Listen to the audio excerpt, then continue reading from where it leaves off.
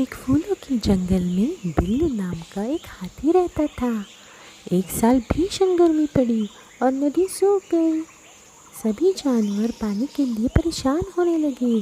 बिल्लू को जंगल के भीतर छिपे एक तालाब की याद आई। उसने बिना किसी स्वाद के सभी जानवरों को वहां पहुंचा दिया।